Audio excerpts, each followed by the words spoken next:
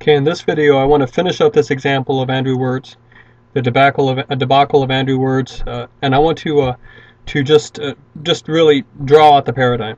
I discussed it verbally last time with the center expanding as sort of a target, but here let's just write it out. What is exactly the pattern?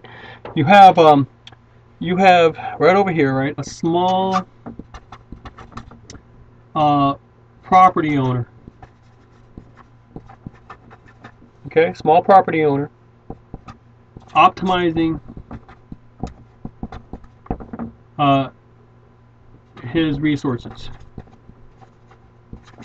What I mean by that is, it's one person. He owns this material, and he's trying to meet his goals, please himself, make his life better with it. So in this case, it was just getting animals, and maybe it satisfied a psychological need. Maybe he was planning to use the food to lower his grocery bills. I don't know. I just know that he thought it was a good decision. He liked it. He was optimizing his resources, okay, on his property. Then it goes to conflict. And the conflict moves from a personal opponent, all right, and this opponent is close, all right, limited and personal. I've mentioned that up here, but think of the neighbors, I mean, they lived right next to him. He knew them. He could see them. They could see him. They didn't have unlimited funds. They could only do so much. And they could discuss it with him face to face, with words, with gestures, with maybe reach a resolution over some coffee, or, there's that potential at least.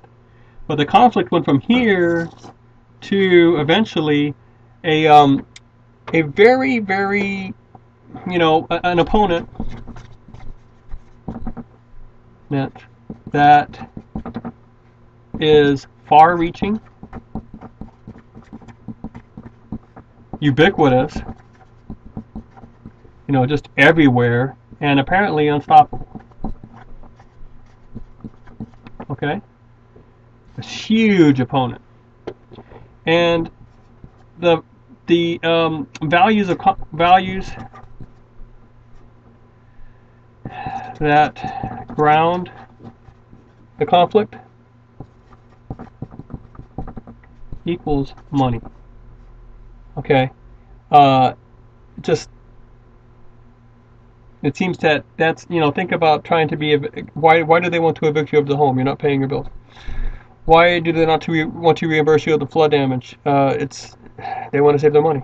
So at one point those are just two, but they seem to be so impersonal that they seem to be representing all of this. And does it all really seem to be about money, and then force, a use of force to get that property away from me, from the small property owner? All right, so what does this lead to? Owner initiated destruction of self and property. And I would say a stop of negotiation. A stop of negotiation. And, okay? And here's where it ended. So it went this way, this way, this way, this way, here. Here's your pattern. Now, can we apply it in some way? The way you would seek to apply it is to say, look, given this pattern right here, is there a company that's headed this way? Is there another individual that's headed this route? Is there a town that's headed this route? Is there a small nation somewhere in the Middle East that has natural resources and has decided to try to optimize those resources to benefit itself? And all of a sudden begins the conflict, the chain of conflict here. If they go this way, starting with their neighbors, personal issues, all of a sudden to world leaders that want that natural resource and are coming at you, it seems, from all directions, and you get a sense that it's about money and force, what might it lead to? Okay, now that's the pattern. Now if you can actually find more actual instances that fit this, the pattern begins to take on a more plausible air to it. This is probably really a real life action, a pattern that really does happen this way. At this point it's still hypothetical, but we've got the general pattern now. Now that's what you need to do when I ask you, or when someone asks you to write an extrapolation of a hypothetical paradigm from a singular instance.